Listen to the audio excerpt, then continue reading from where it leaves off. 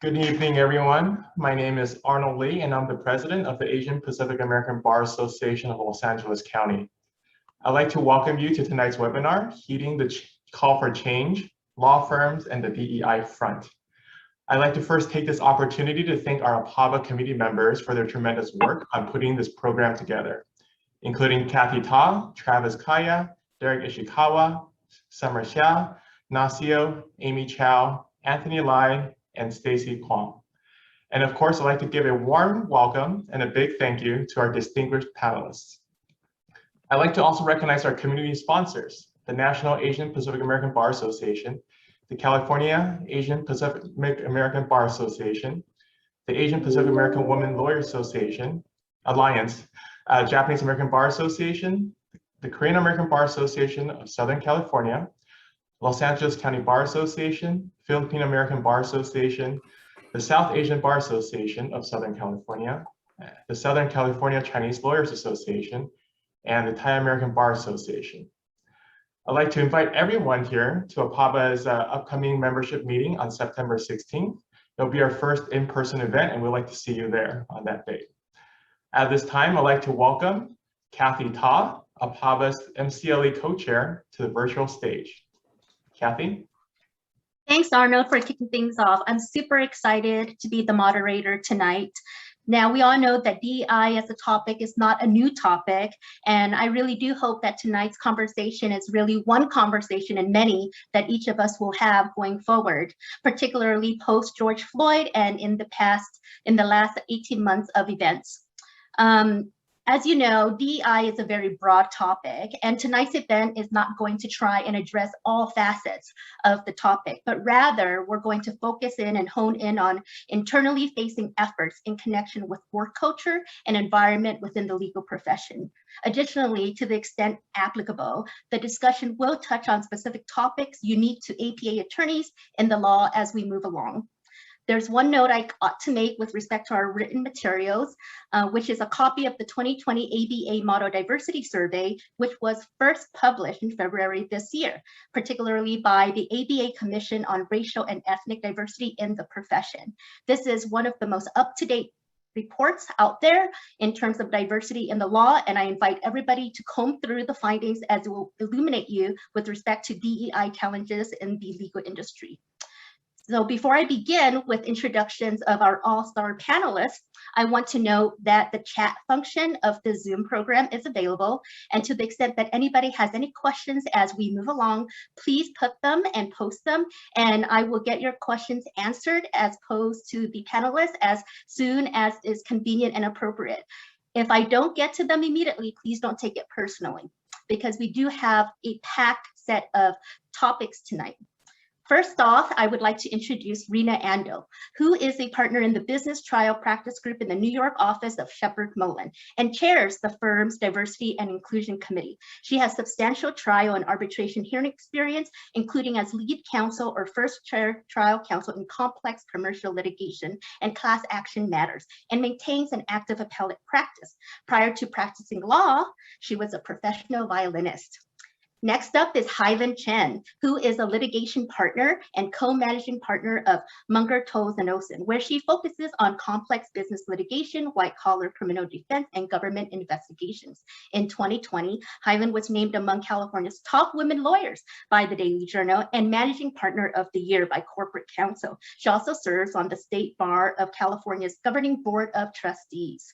John Eno, which for me is in my upper left-hand corner, is Reed Smith's Global Chief Diversity Officer, leading efforts to sponsor and achieve diversity and inclusion at the firm, which has over 3,000 employees across 30 offices. His many accomplishments include championing the firm's efforts to support diverse talent during the COVID-19 pandemic and to develop tangible goals to advance and support Black talent post-George Floyd, as well as women and diverse attorneys. Vivian Lee, the one with the awesome background there, is Principal Counsel in Intellectual Property in the Corporate Legal Department of the Walt Disney Company. Prior to Disney, Vivian was Vice President in 21st Century Fox's Litigation Department, and early in her career, she clerked at the U.S. District Court for the Central District of California. She is a lifetime member and a former board member of the Asian Pacific American Women Lawyers Alliance, one of our co-sponsors tonight. Megan O'Neill co-founded DTO Law, which is 100% owned by women and people of color in 2019, after more than a decade of doing high-stakes litigation at Quinn Emanuel in Los Angeles. This year, Megan was recognized as one of the top women lawyers in California by the Daily Journal. Active in fostering diversity in the legal profession, she serves on the Executive Council of the Leadership Council on Legal Diversity. Last but not least, it's me. I'm Cathy Ta, APABA MCLE Committee Co-Chair and tonight's moderator. I'm currently a legal analyst with Reorg Research, which is a distressed debt market research and intelligence firm and based out of Los Angeles. Prior to joining Reorg, I practiced bankruptcy law at Best Krieger and at bankruptcy boutique Someyer Cubits. Now, with all of that out of the way, let's dive in. Broadly, in the past 18 months, we have witnessed much change induced by public health measures in response to the COVID-19 pandemic. And at this point, I would invite all of the panelists to turn on their audio so that you can jump in on the discussion as you please. In addition to the COVID-19 pandemic, there was a greater call for change in a post-George Floyd world, particularly with respect to corporate culture. What have you seen in the legal landscape in response to these recent events? Megan, why don't I start with you, given your DTO co-founding background, which I think is quite unique. Thanks, Cathy. So there's definitely been an uptick in interest in this subject. Diversity professionals who go and do trainings will tell you that they were booked solid, instantly for months and months, and doing the types of training, implicit bias training, and other types of training. So there's definitely been an uptick in interest, and we've seen that across both from the client side of being more interested and more. I'd say there's always been an expressed interest in diversity, but people are starting to put more teeth to it and be more specific and intentional about having metrics and measuring things. This is not brand new. This didn't just start, but definitely there's been an uptick. I think at first it was a bit overly specific in terms of looking at reacting very specifically to what was going on. And what I mean by that is that sometimes people would be looking for a lawyer for something extremely specific, and they would ask me, can I get a block? Can you because I have a large LCLD network plus NAMWolf, which I should mention. NAMWolf is a National Association of Minority and Women-Owned Law Firms, and DTO is one of them. So I have a large network. So sometimes clients will ask me, they know we don't do it, but they'll say, can you recommend someone diverse for this? And they would ask very specifically, do you know a Black attorney that did this? And in some instances, I didn't, because there's almost nobody who does this, but I would recommend a woman of color. And I could tell it was a lukewarm reception because it wasn't a Black woman. And I would say, in my mind, I mean, this is tough with a potential, with someone I represent, but what I hope is that you're not going to just give up on the diverse side of this, because it's not that overall, it's very hard with diversity, policies. If you're too specific, then you start to really wear away at people's ability to to staff a diverse team. For example, if you start to parse out, you put people of color and women, associates, partners in each category, it can be very difficult because you can have 100% diverse team and still not meet the metrics. So you want to make sure you think about the spirit of these things. And so, but on the very positive side, I think you've seen large law firms respond. There was a, groundswell. I'd say people were saying like, oh my gosh, looking at the numbers, we have to do better, we have to do more. And clients looking at their teams and saying, we want to see more representation. Right. Well, it's very interesting that you raised that the immediate response to the events are basically, perhaps in some instances, looking for Black attorneys. But that can cut both ways if the scope is not broadened to just diverse attorneys in general. John, do you have anything to add to this? Oh, absolutely. And first of all, I want to thank the APABA for having me part of this great distinguished panel. And it's quite unusual. I guess I'm the token male on this panel tonight. And frankly, it's a nice and welcome change, right? It's great to have. So at Reed Smith, I can give you a little bit of maybe behind the scenes, kind of what went on after the murders of George Floyd, Breonna Taylor, Ahmaud Arbery, and so many more before that as well. So that week, we all remember how traumatic that week was. Just an outpouring of what are we going to do? Of course, like many large firms and companies, our CEO made a public statement and the like. But it was pretty quickly, I think it was like that Thursday, we had a meeting of our leadership, DE&I leadership, and the outpouring of emotions and what was going on, what people were feeling. And included in that meeting were our CEO, our global managing partner, and the head of all personnel. And hearing those stories, they kind of turned to us and said, okay, so what do we do? And I made a very pointed statement. I said, you know what, as much as there's a temptation here to look to the diversity committee or the diverse folks to lead this. This has to be led by leadership, by senior management. You can't put the onus on the people of color, and in particular, you can't put the Black talent, the Black employees, Black attorneys to take responsibility of this. The Blacks in our country have been the victims for 400 years, and to then say, you're going to solve this for us is making them victims all again. And our senior management, I think, really took that to heart. And so quickly they assembled what we call the Racial Equity Task Force. And it consisted of about 40 people, senior people within the firm, the heads of every department. So HR, marketing, practice groups, and the like. And I remember our first meeting, we went around the Zoom just like this, about 40 people, and it specifically asked, what can you do in your sphere of influence to make a change? And starting that discussion. And soon thereafter, we created this task force, and it took a while, but by October, we created some specific tangible goals that you mentioned at the outset, Cathy. And specifically, we said we wanted to see at Reed Smith by 2024, a 50% increase in the number of Black attorneys in our firm. We wanted to see a 30% increase in the number of Black employees in leadership roles, whether it's on the professional staff side or on the attorney side. We wanted to see a decrease in the Black employee attrition, because that's historically been higher than other groups. We wanted to see a decrease in the attrition to equal the overall firm attrition rates. And finally, we had a goals for increasing 10% in pro bono efforts to support the Black community, both 10% in hours and 10% in people working on that.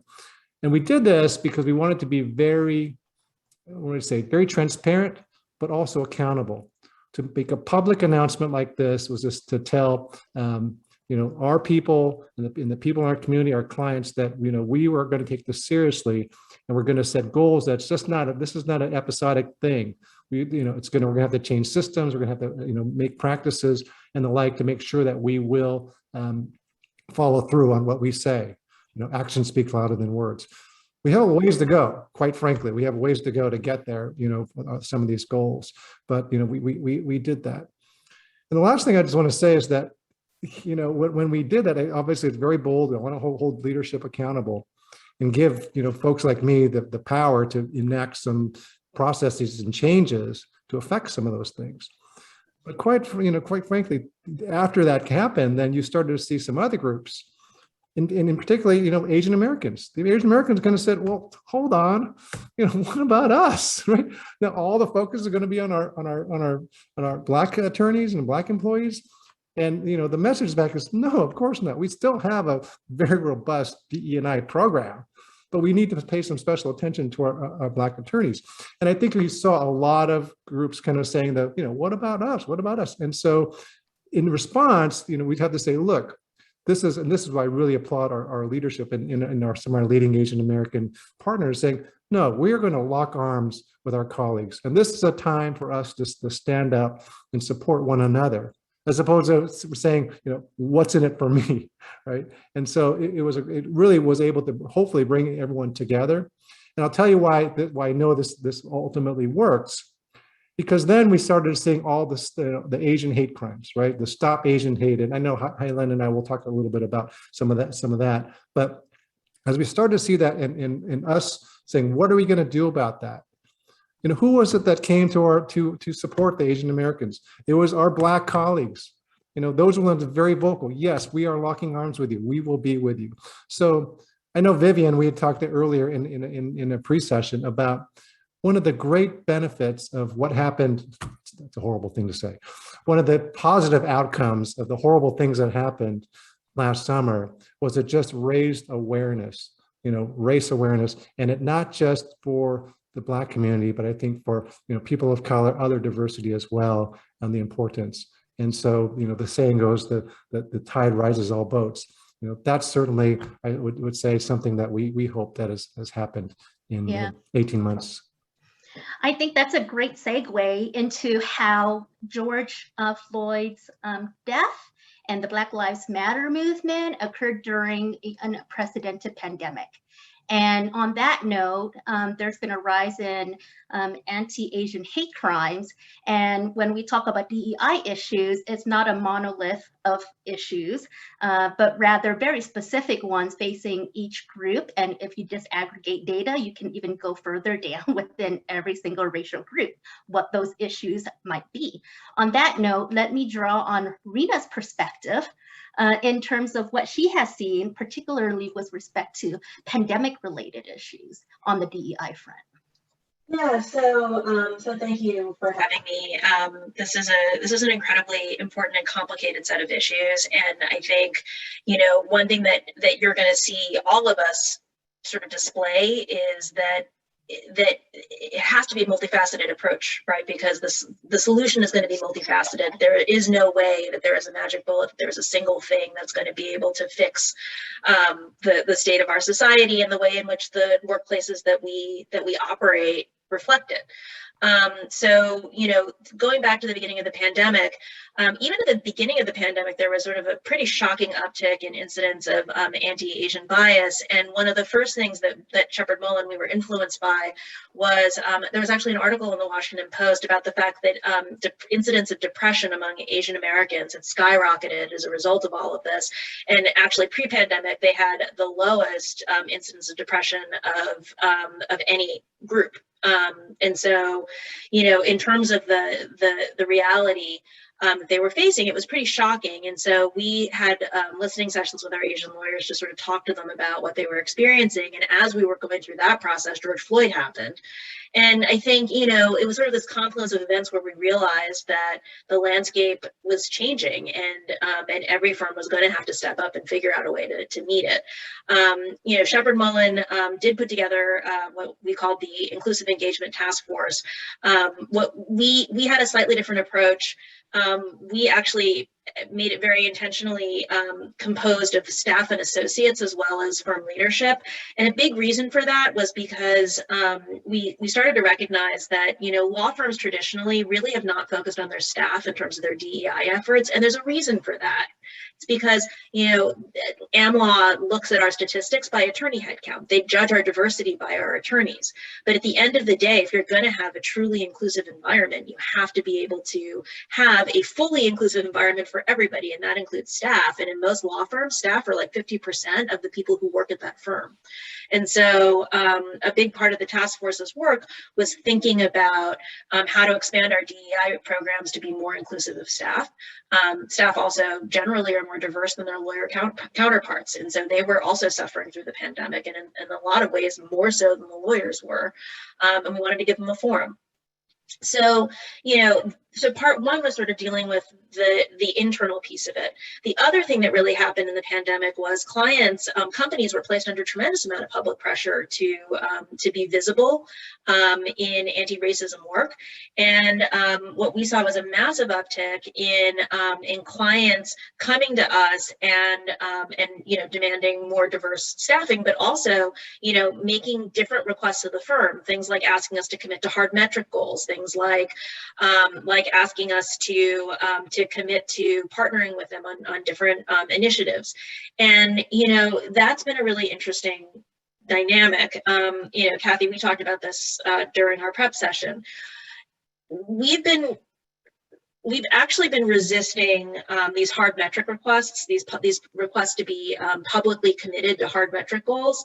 And you know, everybody has a different point of view on this. Our point of view on it is that there is no way for us to be able to immediately meet a hard metric goal in like a 1 or 2 year period unless we're poaching people from other firms. And if we're doing that, we're not solving the problem, because the bottom line is that the hard number of equity partners of color in this industry is not going to change by 3 or 4% in 1 year.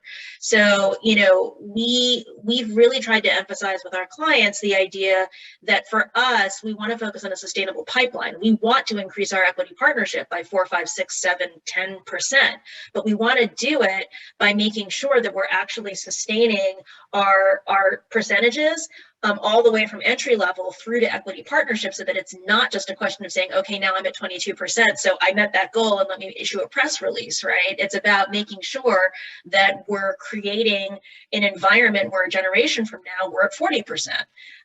The truth of the matter is that if you looked at the statistics of most law firms, if our partnerships looked like our associateships by distribution of race, every law firm would have more than doubled their equity partner ranks. And so, you know, all we're trying to do at the end of the day is figure out how to retain the people who are entering the industry and help them succeed and help them have full careers. And so, you know, we've really been trying to encourage our clients to partner with us in that process and to find ways to hold us accountable, but at the same time to give us the time to really grow the pipeline in a way that's going to help the industry as a whole. Yeah, and I can't wait to get into more specifics on that with you, as well as everybody else, when we drill down on specific tools and policies and ideas. And on that note, let me point the finger at Vivian. She's on our panel, and she's involved in a lot of different initiatives, sourced from the individual to the community. And so I think she will give a very fresh perspective on what it means to take action. So I'm the only, other than Cathy, I'm the only participant on this panel who actually doesn't work in a law firm, but I work at a big company. We've been hearing a lot about big companies putting pressure on, you know, law firms to show numbers, to show change. But I think just kind of as Rena just said, right, it really will take a multifaceted approach here. And I think even just kind of thinking about my own career, right, like I was early on very much plugged into the Asian Pacific American Women Lawyers Alliance, and the senior leaders and lawyers there said to us, you know, we want to make sure you get beyond year 7, right? We want to make sure that you can do that and that's your choice, and figure out ways to really kind of help you build a robust career like we have, right? And just there's been significant, right, contributions made by these trailblazing women who are just, you know, incredible in their own rights, but also just great role models for a lot of our Asian women.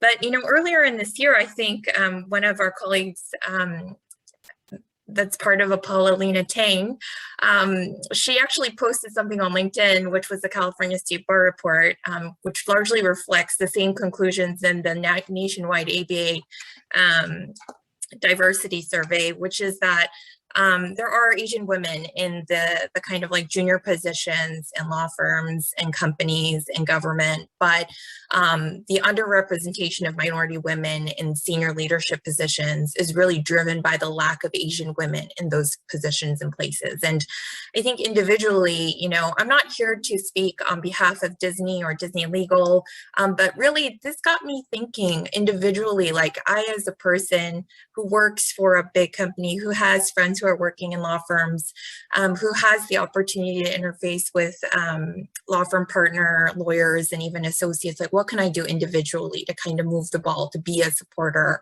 And that kind of took me down this approach of trying to understand why, right, there are people leaving law firms, right? And, you know, once you start to look at the issues, right, like you start to see, right, that, you know, people feel isolated. They feel like they don't belong there. People feel like they're not being actively championed or sponsored by leaders in their organization, or they're not getting, feedback, right, that can really help them learn and grow.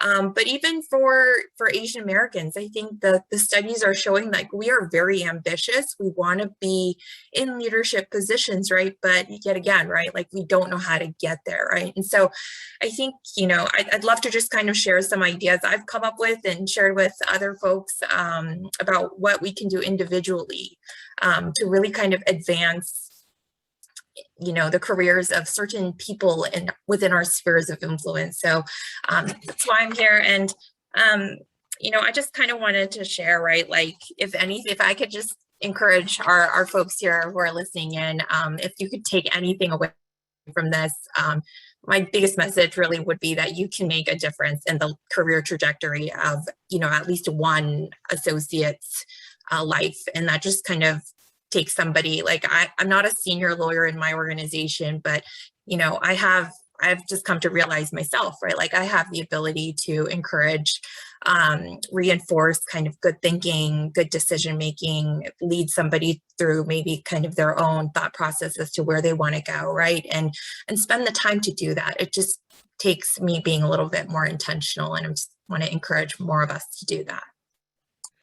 On that note, let me now get to Highland's perspective. Highland, I'm sure that throughout the years of practice and leading in the legal industry, you have certainly some things to say about this topic and maybe how things have changed in the last 18 months, perhaps. I have a lot of things to say, and I actually want to come back to Vivian's topic after I first answer your question, because I love the topic of what can we do individually. I have so many ideas, and I just love that topic. So after the George Floyd killing, we formed a Combating Racial Injustice Task Force. And interestingly, I mean, this really goes to Rena's point about the response being multifaceted, because our task force really sat down and people had hundreds of ideas, right? I mean, you sit people down and they're like, let's do this, let's do this, let's do so many things. And we said to them, you need to come up with 5 things, because we don't want to have 100 great ideas and just do a terrible job and not finish any of them, but maybe we can get 5 things done. And so we really put a challenge to them. And interestingly, they were very outwardly focused. People felt a real urgency to make an impact in the community. And so I'll just mention a couple in the interest of time that are different from what we see a lot of other law firms doing. One of the things that we did was we diversified our firm's business relationships to be more inclusive of diverse communities. And specifically, we moved a significant portion of our capital to a Black-owned bank. One of our lawyers actually really championed this idea that Black-owned banks have struggled historically because of the lack of capital and because of systemic racism. And so we made a commitment to move our capital and to keep a certain amount of our capital at a Black-owned bank. And it's something that we've talked about with our clients who are like, oh yeah, we should do that too. And so that's a really unique idea that I think generated a lot of interest and support at the firm. The other thing that we've done is to launch an ongoing and multi-year effort focused on police reform. It's something that many of our lawyers were passionate about. In terms of the inward-looking benefit, it certainly has benefits with respect to retention and advancement opportunities for our associates in particular.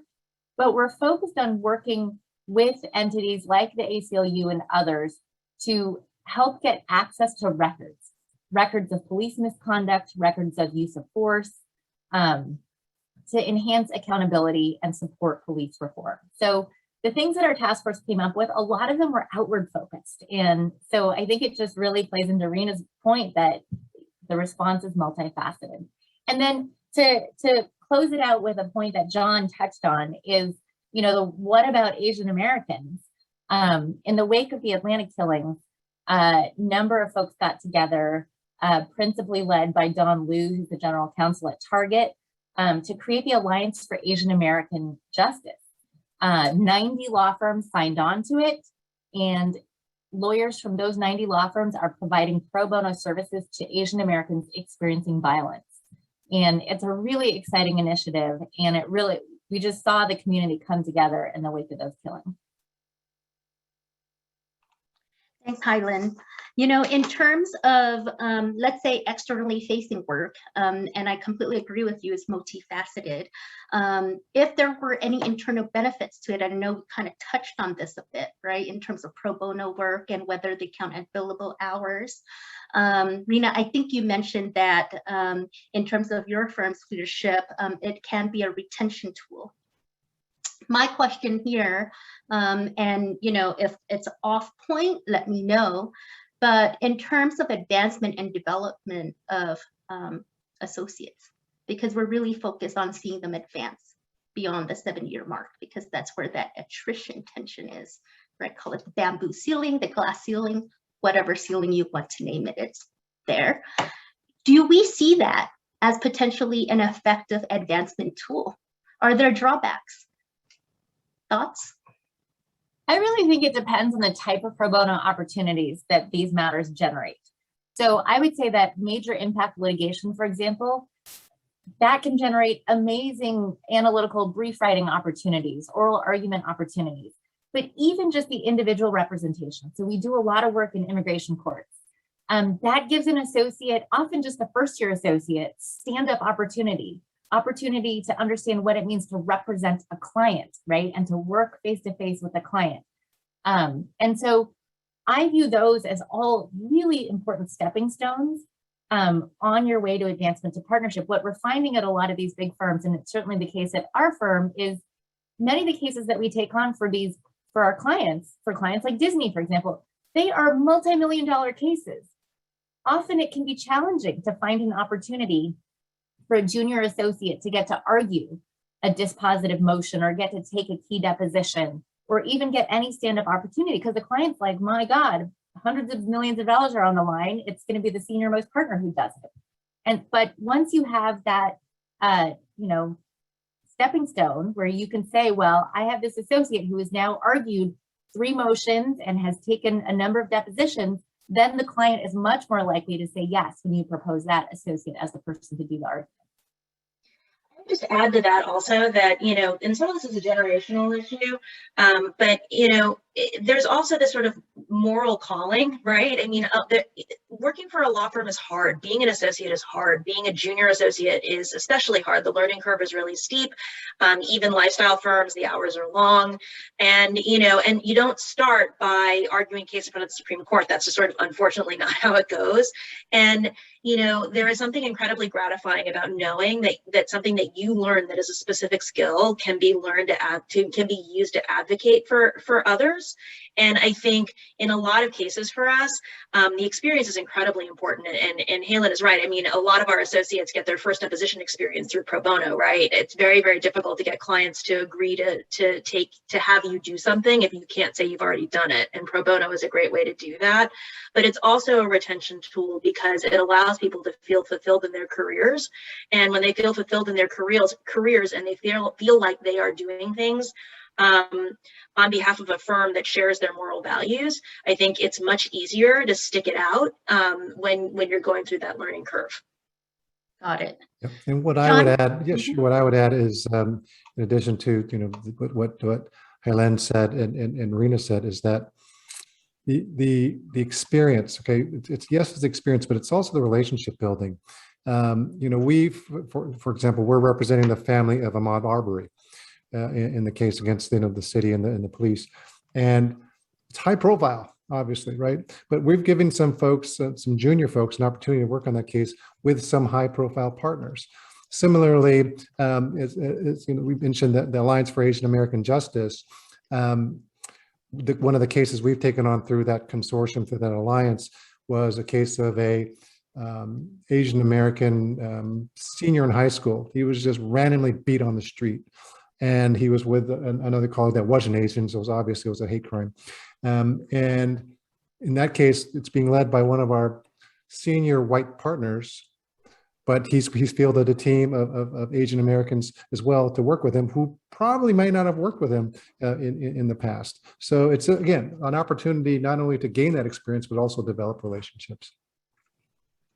So I can move on to our next topic, unless perhaps Megan or Vivian, you wanted to weigh in with a couple of thoughts or points? I'll just add that, to John's point, it's a great relationship building tool. Like, I actually have a pro bono case I've had since 2017 where my firm partner is, a partner at Haylen's firm, and he's kind of been shepherding me along in the immigration court. And, it just gives even in-house lawyers the opportunity to build relationships with outside counsel, even if they're, junior associates, right? And so that gives us avenues to get to know folks and to even champion them in other spaces, which we'll get to later.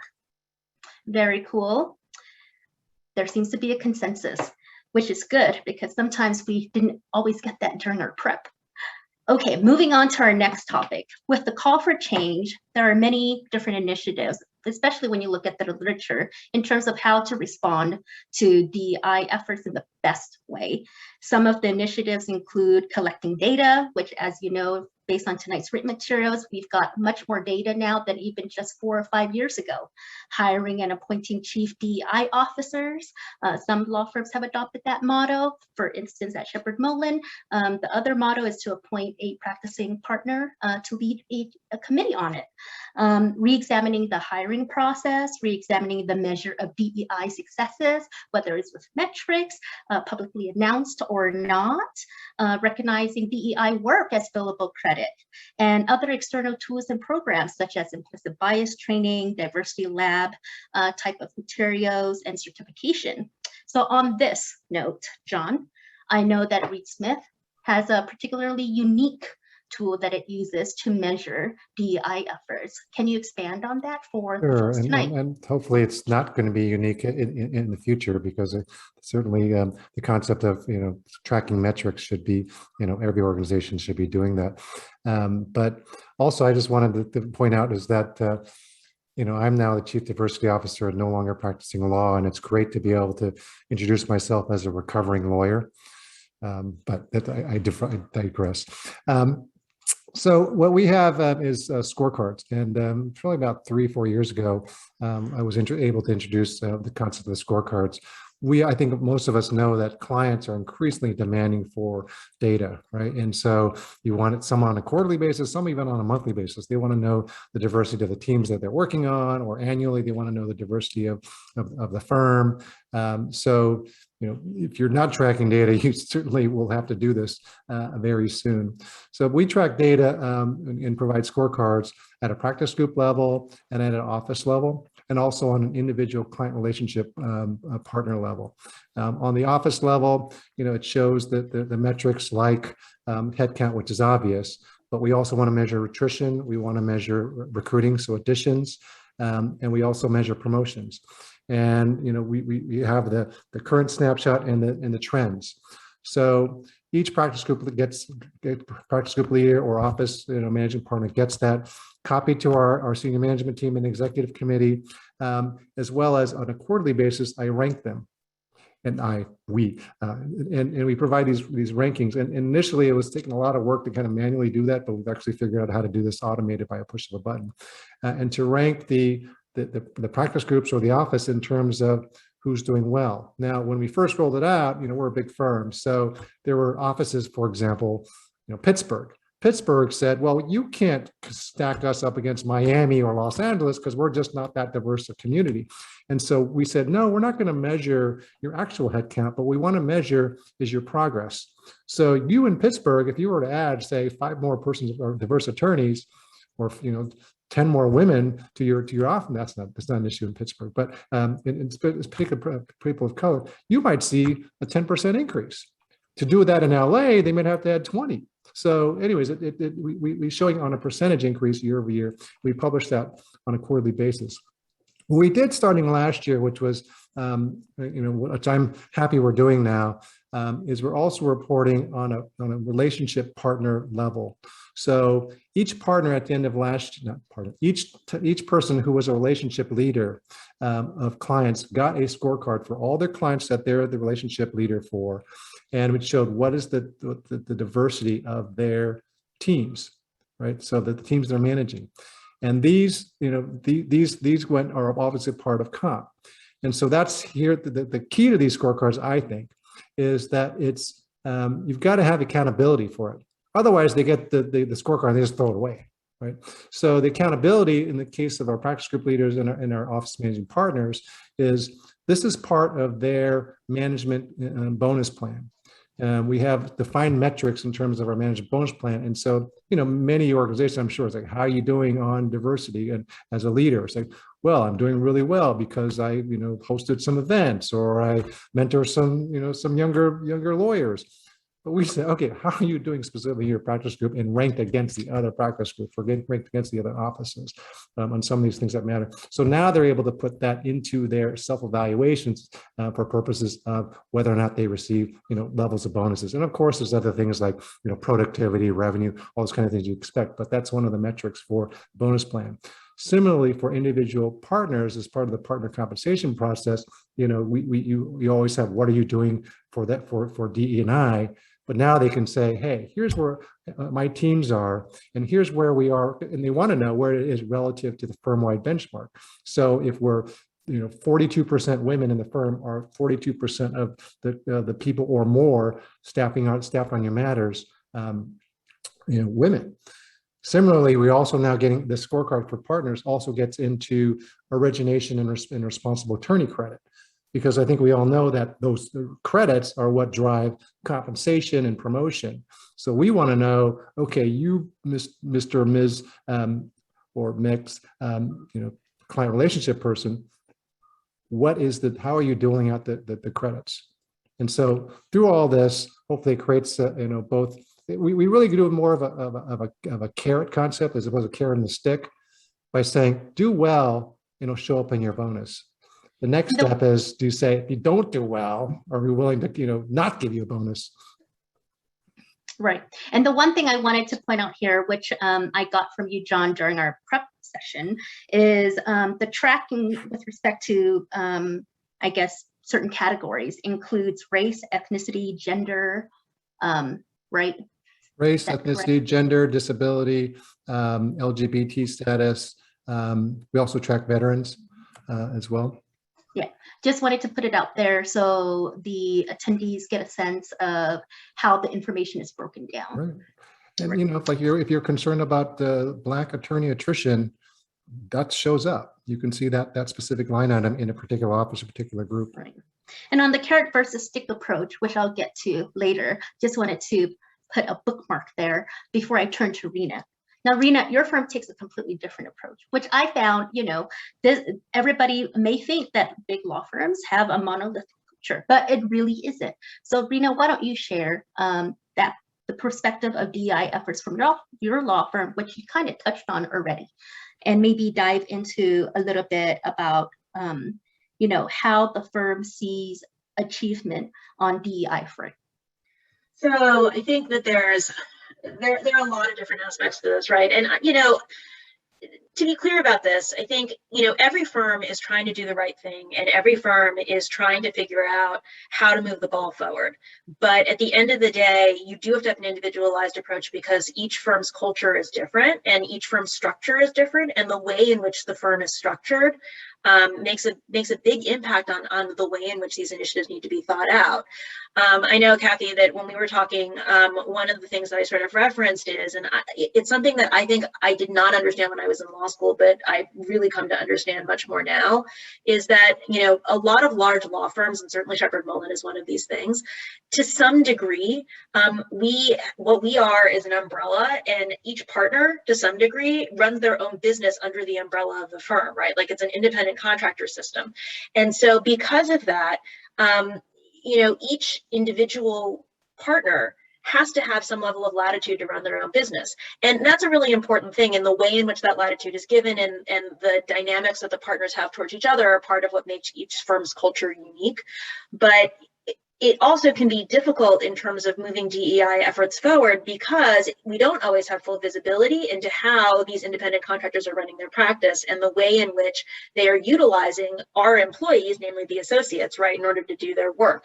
And so a lot of what we've been thinking about as we're going about this is not just sort of looking at the data, which obviously is incredibly important. And I think, the work that John is doing is incredibly important and necessary, but also making sure that we're thinking about about putting systems in place that allow us to exert at least some level of control and consistency across associate experience, irrespective of who they're working for, what practice group they're in, what office they're in, all of those things. So, so one way in which we use data as an example to do that is, I guess this is now 7 years ago, Guy Hallgren, who is our firm chair, initiated this committee called WASIC. It stood for Women Attorneys Success Initiative Committee.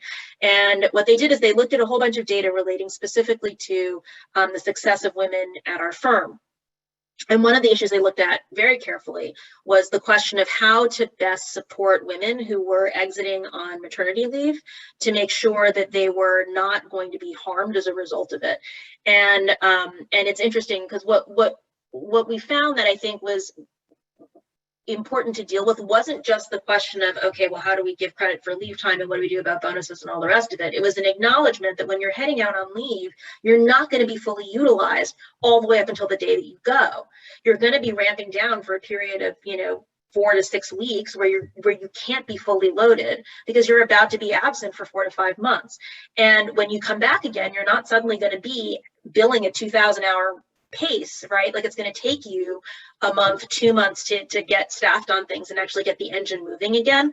And so what we did is we actually looked at the data supporting, what was happening as women were exiting and re-entering again. And as a result of that, we instituted a program wherein all women are given, well, it used to be women, now actually we're doing it for everyone, were given a 6-week period before they exited where they were at 60% full-time equivalency instead of 100%. So in other words, they were given full credit for being at the firm, even though they were not at 100% capacity. And then we give them 6 weeks coming back in, same thing, it's a ramp up period. And we don't actually apply those ramp up and ramp down periods until after everything has happened. We go back afterwards. So for example, we had an associate who was on bed rest for the last month and a half of her pregnancy. We went back and gave her credit for essentially exiting 6 weeks earlier because of the bed rest, because she was not able to take on work in that period. And so we don't always know what's going to happen to them as they're exiting. And so instead of doing it in real time, we've decided that it makes more sense to look at the holistic picture and make sure that we're applying it fairly based on each individual case. Now, in the 7 years since we instituted that program, we've now gender equalized leave. And so now we have, parental leave, it's 20 weeks for everybody. And so now anybody who's exiting on a long-term leave, we apply that 60% ramp down, 60% ramp up period, because frankly, what's good for the goose is good for the gander. And in this instance, it supports everyone, including the men who are now increasingly taking leave. So, when you're looking at the sort of solution-oriented aspect of data, it's pretty amazing what you can see when you dig into it, but you do need to be really mindful when you're looking at bad numbers, why those numbers maybe aren't as good as they can be, and trying to figure out whether there's actually an application that can equalize the playing field. Right. And Megan, go for it. Yeah, I loved hearing about that because boy, do I wish some of those policies were in place when I was having children. So they really do address some of the things that are very difficult, the very practical obstacles. But I think also, there's so much that needs to be reconsidered. It's really, all of these changes that we look to make are really incremental. And what we're saying is we're having this systemic problem and we're trying to figure out how to, we're not going to blow up the entire system, but what can we do? Some things really need to be blown up. And some of that is the partnership track concept in and of itself. It does not exist in corporate America. And people keep asking, why do we have this abysmal diversity in the legal profession? Well, they don't have a 7-year track to succeed or fail. They have their future and they can take incremental steps. But for some reason, the legal profession has held on to that concept. And whether it's 7 years or 10 years, for women in particular, biologically, that's a terrible time to put that on them in terms of when they may be having children.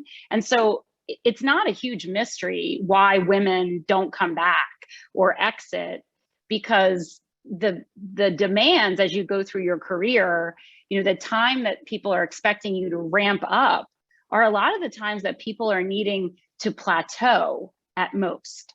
And so because of that, people feel like they're put in an of counsel track or nothing, you know, and they're done and it's over. And I can tell you from experience, it's very hard to get back in once you're out.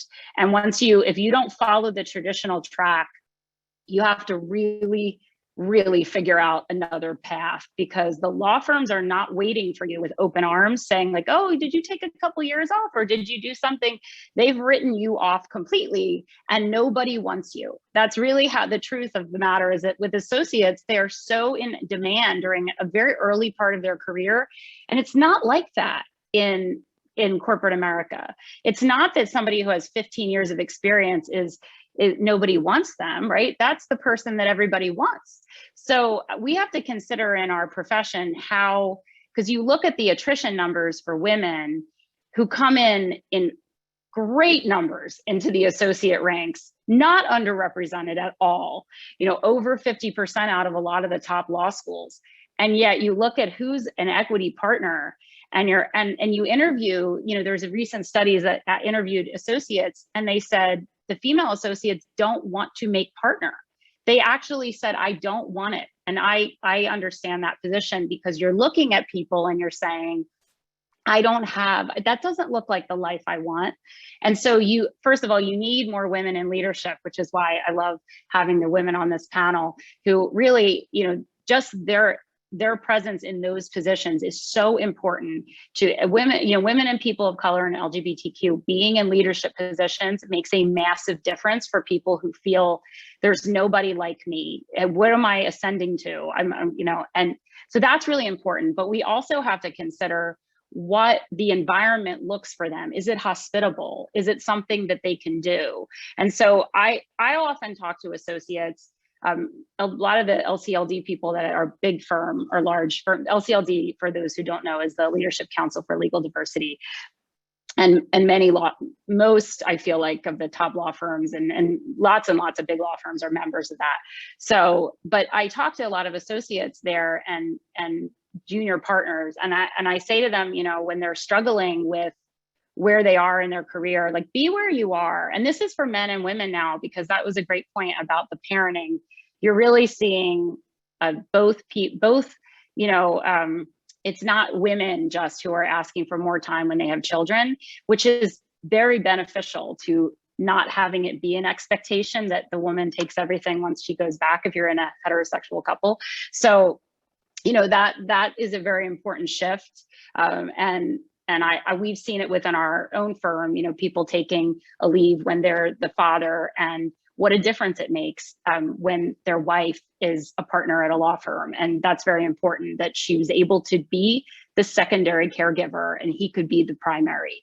And we don't want to, you know, shoot that in the foot, but saying that that's all coming out, you know, now we need to think about what do we do so that people can stay in the profession and they want to stay in the profession. And so I think, as we talked about, it's multifaceted. You have to look at each, you know, why are specific racial groups leaving?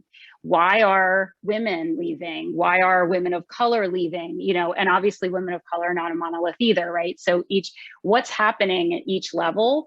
But I think those are those sort of focused things you need to look at, but you also really want to look at the paradigm of the partnership track. I think a lot of that, if you could correct that so that people could go more at their own pace instead of it's got to happen right now or it's not going to happen. Because you see people who are just sensational lawyers who leave the profession and never come back. So, Hyland, you are next on my call list. Would you like to kind of address this potential big cultural change, or is it many years off? I can see that, let's say with parental leave, right? There's been a response by law firms, not necessarily because that's what everybody's thinking is good for the family unit, but it's because of a generational change among couples, whether they are hetero or not. And much more of an equal division of family household labor that then gets influenced going up to what law firm policy may be. Would love your thoughts. Yeah, so I've definitely seen change over just the past 10 years, and it really fills me with a lot of hope. I've seen change both within my firm that started when I was an associate, just kicking off implicit bias training for everybody at the firm about the extent to which women, and especially women of color, face the burden of having to take on all the office housework because people expect us to do it and because we volunteer to do it, because we can't just sit on our hands when something needs to get done. It just feels terrible to not be like, okay, I'll take care of making that list, or I'll take care of organizing that get together. And we started doing those trainings when I was an associate, and we kept doing them and kept doing them to the point now where our senior male partners are so cognizant of this that in meetings, they'll be like, I will send the calendar invite. And we have male associates, white male associates, who will say, I will take on the responsibility of making sure I track the depot designations and keep track of the assignments. And that's a cultural shift that I've seen happen. Outside of the firm, there's clearly a generational shift, and we see it inside the firm with respect to parental leave and wanting to have equal division of parenting. So when I was an associate, we started doing panels at law schools about what it's like to be a parent in big law. So when I started at my law firm as a brand new associate, I had a 7-year-old and a 3-year-old, and I was a single mother. And I'm like, we got to talk to law students about what it's like, because it's a huge mystery. And so we've been doing these panel discussions, and I will say, when we started doing them back in 2008, all the attendees were women law students. Maybe there would be one guy. And now we do them, and it's half men and half women. And the men are really engaged, so much so that at one of our last panels, a male student in the audience raised his hand and he said, now, you guys have been talking a lot about whether you can still be as excellent a lawyer as you want to be while juggling all these responsibilities of parenting. But what I want to know is, can I be the kind of parent I want to be while also being a lawyer? And I was like, oh my God, amazing question. So I feel like there has been a real generational shift, and I've seen cultural change that makes me hopeful that we can see real lasting change in law firms. I will mention 2 things that I'm striving to do with my leadership. And I think it's, this goes to Megan's point that it is so important for people to see women of color, Asian women in positions of leadership, because so many people don't think it's possible. So many people hold biases that say Asians can't be leaders. They're hard workers. They will put their head down and get the work done, and they're diligent, but they are not creative. They are not forceful. They are not all the things. They don't have a compelling presence. They don't have all those things that we think of. They're not inspiring when we think of leaders.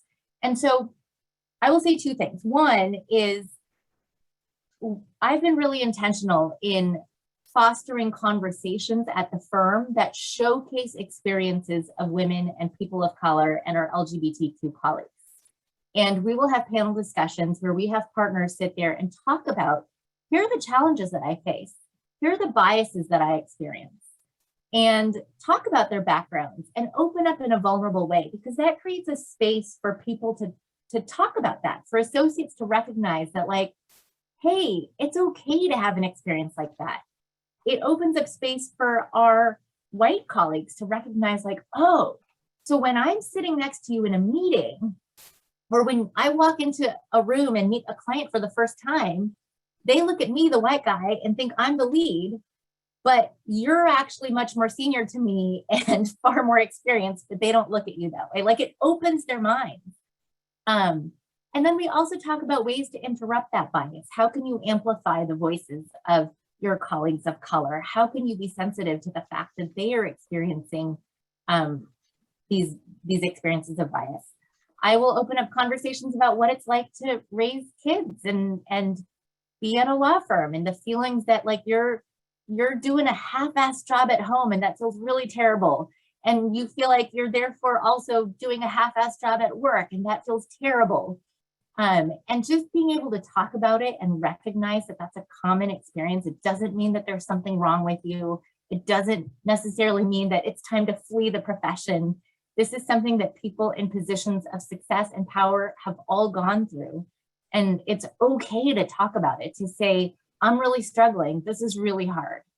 And I like to normalize making it, you know, to come from different backgrounds. I talk about growing up in a Mandarin speaking household and how when I was a kid, people made fun of my parents' accent and, you know, and just talking about experiences and making it an inclusive environment, I think is really important. But sorry, go ahead, Cathy. Oh yeah, no, I was just going to say, I really love the fact that it's about conversation starting to bridge any gaps in understanding. At the end of the day, it's very much about a human to human touch.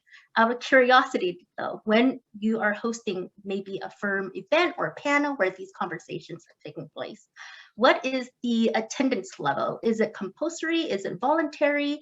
Like, how does that all kind of roll out? I'm just curious.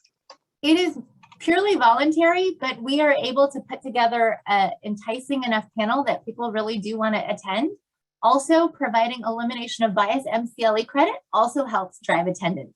And if you can schedule them for right when those credits are due, you can ensure some higher attendance as well. But lunch probably helps too. Yes. We've done some similar panels. 2 years ago, we did it at our partner retreat. So it was captive audience. So all the partners were there. Right. We did a similar panel at our senior associate retreat when all the senior associates were there. But Hailen, you know, when we were on earlier, I think it's not on the APABA call, you talked about your experience when you shared that some of your, you know, white colleagues came up with you and said, really? I thought Asian Americans didn't experience any bias. And that was like, you know, it's important for us to share that, right? And to share that with our colleagues, our experiences. Right. Absolutely. And, yeah, I wholeheartedly support those statements. Vivian, you are up. Yeah, and I think just kind of in response to that, what Hailen was saying, that relationships matter, having these opportunities to have these conversations really matter.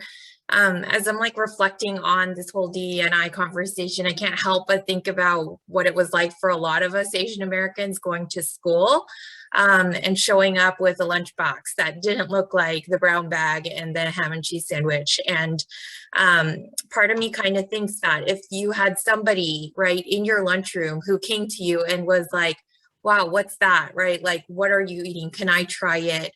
Can you tell me about that, right? Like, that would make all the difference, right? Like, I come from a Korean American household, and, you know, in the Korean American culture and tradition, right? Like, if you go on a field trip, your mom is up at like 6 in the morning wrapping, you know, maki rolls, kimbap, which we call them, right? And then very like proudly kind of putting it in a very nice kind of like, you know, set where you can go and share it with your friends. And then, you know, you probably had experiences where you're going and people are like, what's that? Like, why don't you have a brown with a ham and cheese sandwich? And so we go back home and we say, Mom and Dad, I just want a brown bag lunch with a you know, ham and cheese sandwich. But I think all of us have kind of, you know, as we've grown up, really come to see like the value and just kind of the heartwarming nature of our ethnic foods. And, you know, one thing I kind of think about as we do this kind of DE&I work is that as you're having these opportunities for relationships, it's nothing more than just having that lunchroom conversation, right? Like, if I'm able to make time and to set up a 30-minute Zoom, maybe with an associate that I get to work with on one of my matters and find out, like, what do you do? What are you interested in? How can I support you? How can I champion you? That gives me so much that I can do, right? Like, talking about that person's background, even understanding, you know, in a safe space, right? Like, what challenges they face within their firm about, you know, what they can and cannot do. And gives me tools, right, as kind of like the client in some instances to be like, hey, what about bringing this person on? You know, I'll just kind of share an experience I had earlier this year. One of my colleagues at Disney reached out to me and he said he got a note from the Asian American Journalists Association, and they wanted to have somebody put on a copyright panel, right?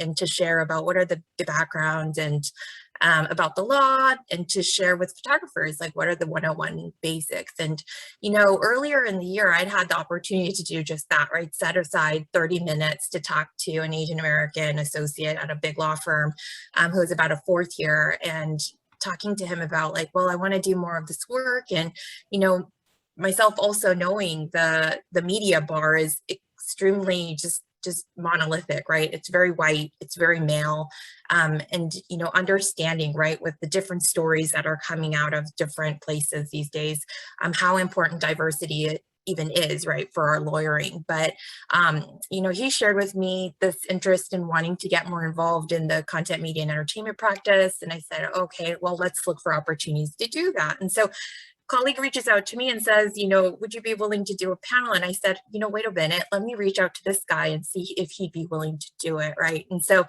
that gave this associate a great opportunity to partner with an established partner in that practice, put together that presentation. I was also kind of able to encourage and empower him to just kind of, be his full self, show up in a space where there were other people who look like him, and be the legal expert and share his expertise with folks who needed it. And he did an incredible job, right? And that gave me the opportunity to build a relationship with him. But something that I also figured that I could do is I wrote an email to his senior leadership at his law firm, the co-chairs of that practice. And I said, can I just brag on this associate? Because he just did an incredible thing here. You should be really proud of him. And we are so lucky, right, to be able to partner together with these efforts. So for all our individual folks on this chat who are either in-house or even work in government, may not be at a law firm, I just want to encourage you. There's a lot of opportunity by just getting up from your seat at the lunchroom and going to sit with someone else, asking them about their lunch, per se, right? And finding ways to kind of champion individuals in their career trajectories. So as we're winding down to our last probably 24 minutes now, I'm going to put this into a different gear.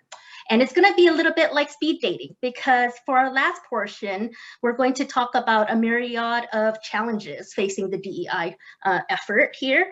And I'm going to just kind of pick on people to lend me and share your thoughts. But because we're kind of coming down to our end time, it's not going to be going to be as conversational, if that's all right.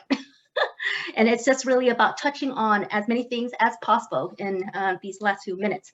So in terms of DEI challenges, and not to be pessimistic about it, but I really do think we attendees would appreciate a real take on what it takes, right? Buy-in is a big topic. And I raised this in our panel prep sessions, because as we're all here working together on the DEI front, is there a presumption that everybody is with us, or is there a presumption that we actually don't need everybody with us? The first person I will call on this is Hyland. So I think the challenge facing us is from where we've gotten to now, which is a place where most law firms are now understanding. Hyland, maybe you can turn off and on, because there's feedback. And while Hyland gets set up again, let me move to Vivian. So I'm just going to share something that might be, touching on what John was saying earlier, and even what Hyland was saying earlier, is that you have a lot of, I think one really big challenge is that a lot of Asian Americans, and in particular women, get kind of tasked with doing the DE&I work.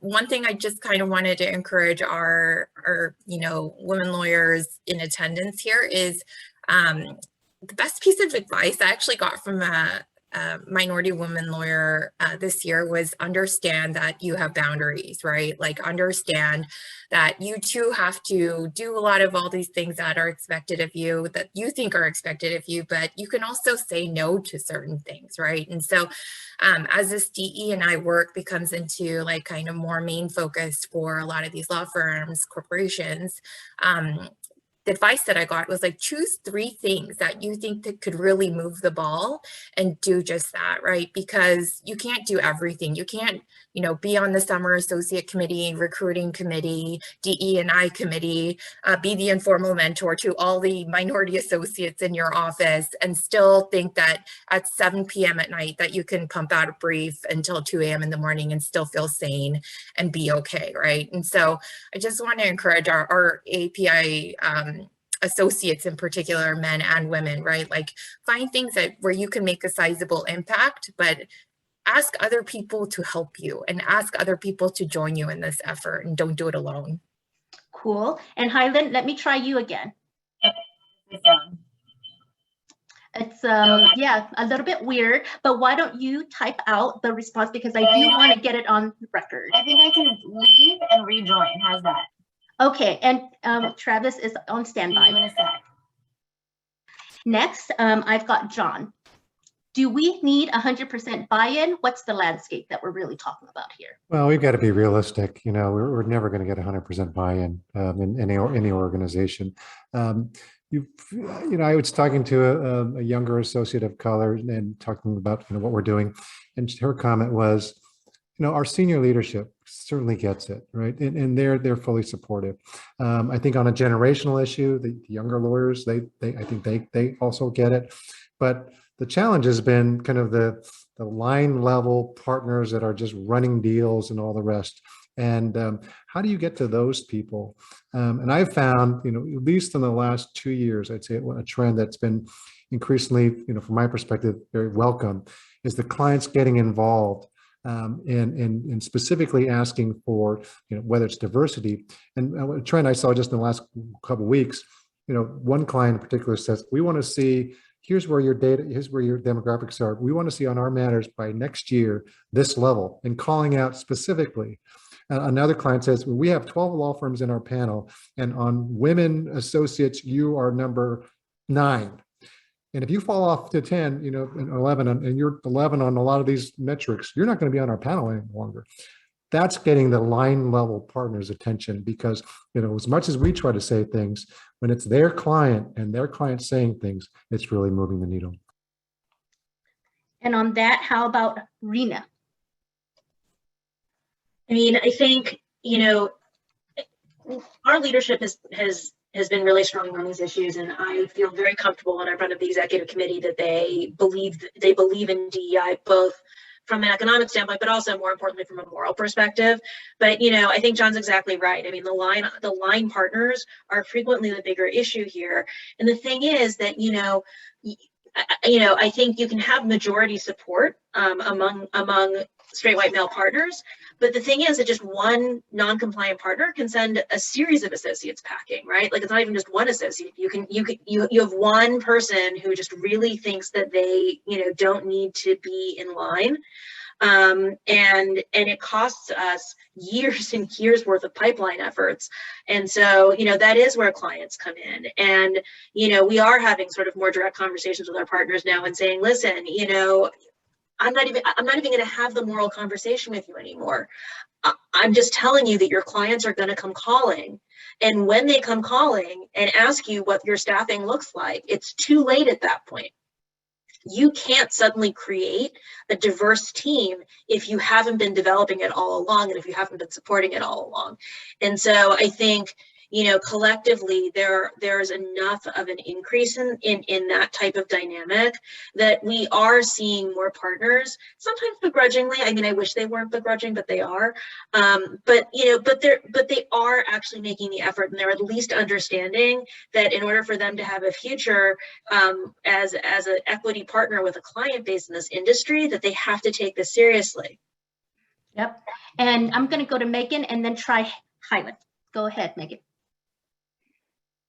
I mean, I agree with John. You'll never get 100% buy-in on really anything, right? But I do think money talks. And so if the clients get buy-in, and it's not just a few clients, that then people can move people around on their teams to staff those diversely, and then have non-diverse teams for other clients, you know, because you can obviously game the system if it's 4 clients, but if it's 80% of your clients, then, you know, firms will adapt. They have to. And so clients are the ones, they're our bosses. So if they tell us you have to have this, people will make it happen.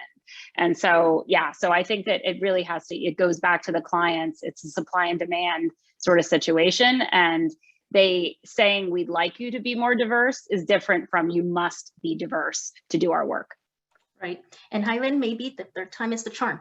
I don't know. How is this working? All right. Woohoo. I'm in a hotel, so who knows what's going on. So I would say that I think the challenge that we face next, now that we have clients demanding diversity and we have partners more and more understanding that that's what clients want, and there's a moral imperative, is to get to a place where people understand that diversity drives actually better outcomes and better client service. That's where then it doesn't become just a begrudging, oh, I guess I have to do this because it's the right thing to do with an eye roll, or I have to do this because my client is telling me I have to do it. It becomes, this is how I get a better result in front of the jury. This is how I connect better with the people I'm trying to serve, right? Or this is how I can get a better outcome in an investigation I'm doing. I have seen all of those things happen at my firm on cases that I'm working on. And I think when we can get to a place where people really deeply understand that, that's the next step. Right.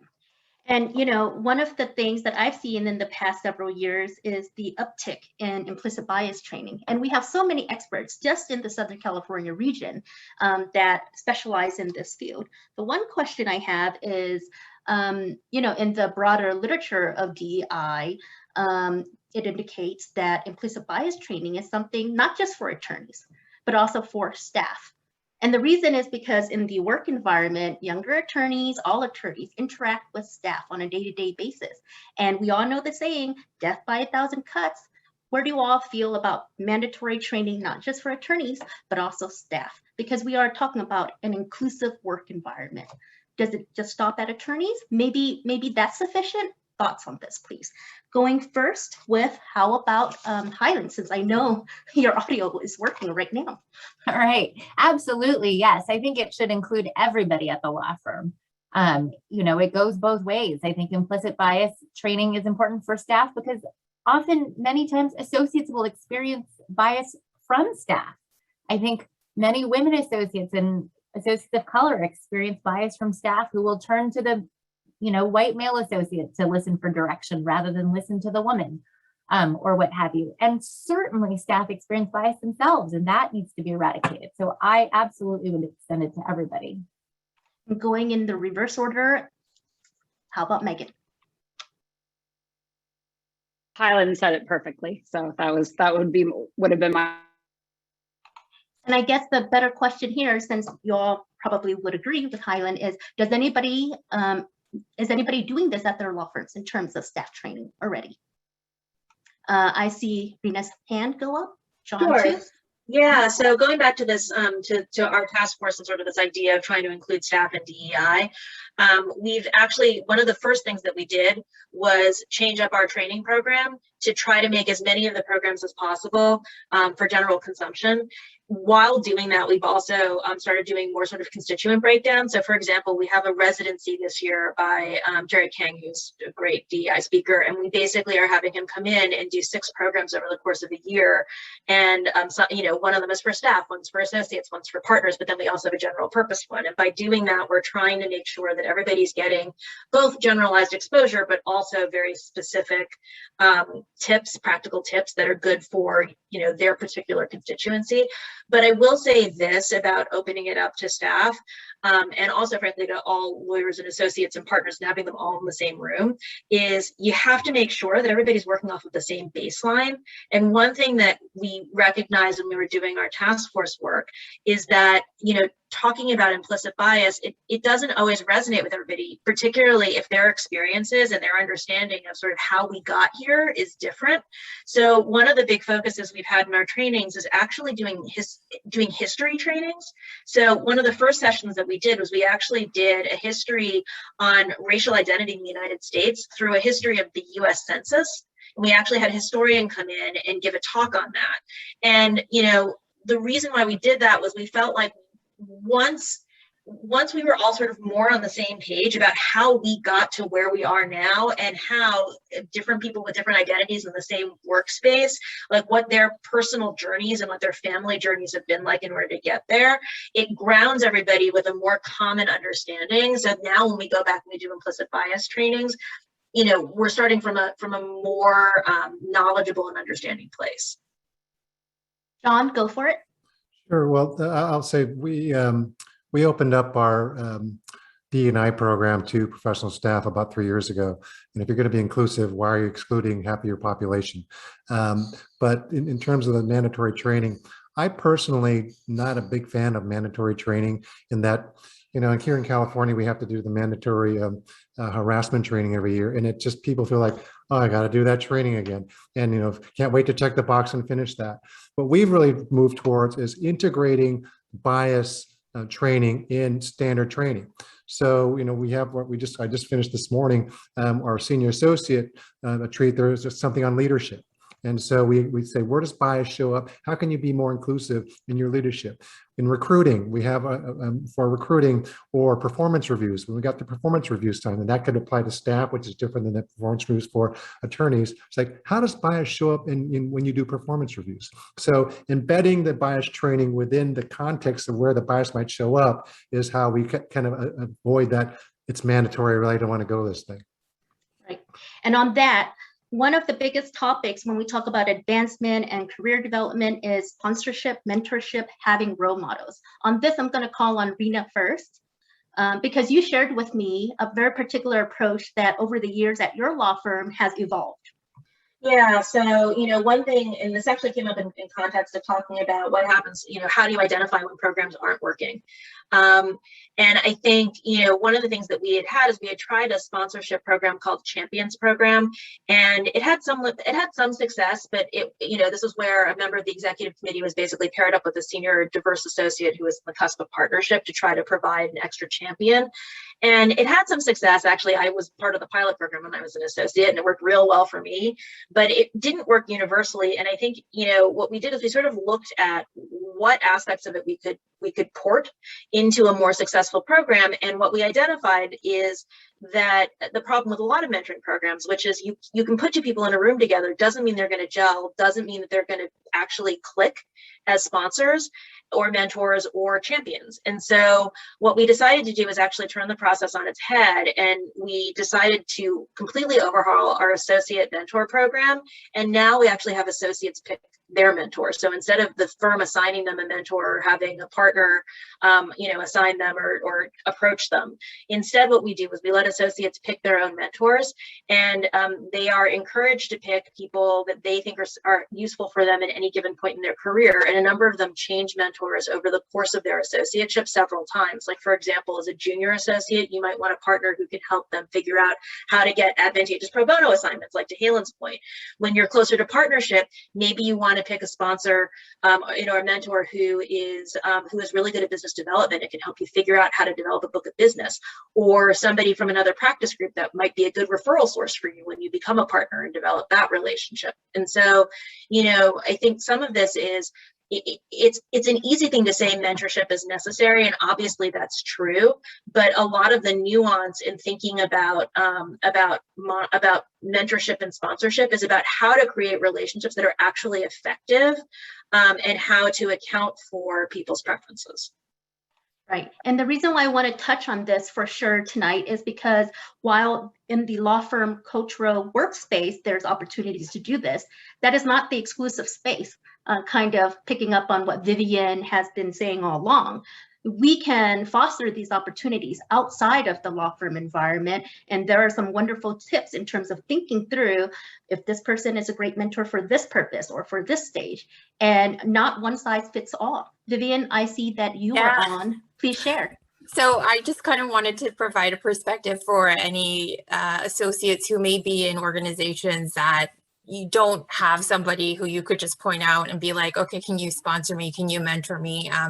You know, we had some 1L scholars through the LCLD program, so post 1L law students who spent the summer with us. And we actually posed this question of like, how do you find good champions and sponsors to a very senior lawyer in our legal organization? And she actually said something that is like stuck with me, and I just keep thinking of it and wanted to share it with everybody here. But she actually said something like, you know, find those high quality human beings who are high quality lawyers who will give you a seat at the table and encourage you to be the best lawyer you can be.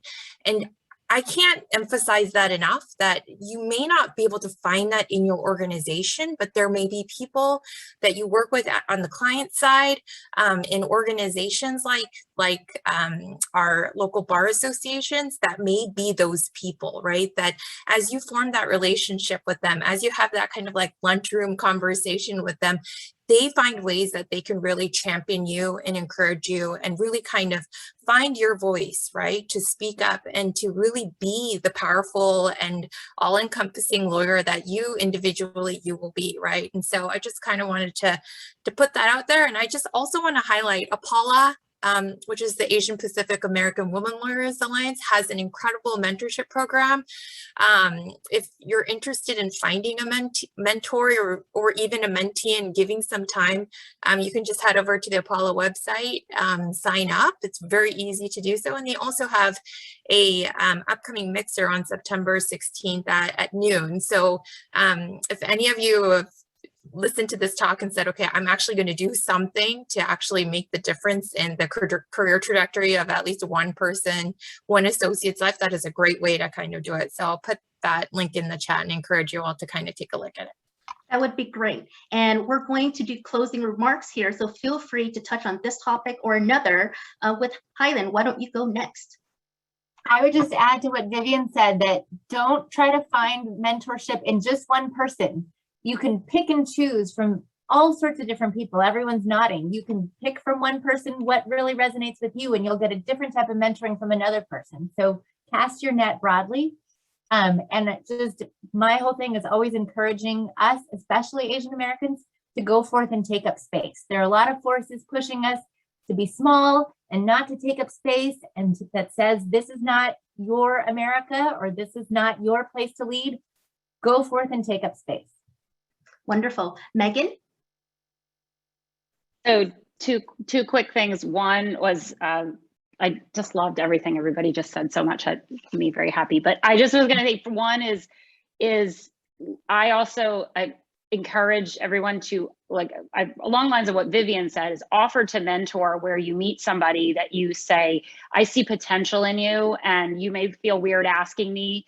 I'm happy to talk to you and mentor you, and if you're interested in that. And I do that all the time. Sometimes when interviewing people that we don't hire, but they're not a good fit for our firm, but they're fantastic lawyers and they're women of color, women. I've said, you know what, I didn't know anybody who was a partner when I'd love to talk to you. Just do that. It can make a difference. I've been able to help those people sometimes find jobs further along the line by reaching out to somebody else. Two is, I make it I'm committed to referring things to diverse lawyers. So I would encourage people to think of diversity when you're making referrals. Sometimes I know the lawyer I want at the firm, it's not somebody diverse, but I like the referral to come in through a diverse lawyer at the firm. So I will talk to them and say, would you like to make this referral so that you get some credit? Think about that stuff. And last, I would just challenge everyone to think about rainmaking and what your policies are around that, because those people tend to control things at law firms, and they're overwhelmingly white males. And so that's a change that we all need to make in the industry. And Rena, go for it. So, not to sort of be a little on the downer side, but, the reality of being of color and being Asian and being in the legal industry is that it's not always going to be fair. It's just not, and it's always going to be more difficult. You know, part of that is because, you know, firms work very hard to give everybody an equal opportunity, but that's not the same as giving them an equitable opportunity. And so it's always going to be more difficult for you if you're not starting from the same baseline that is the equal starting point, right?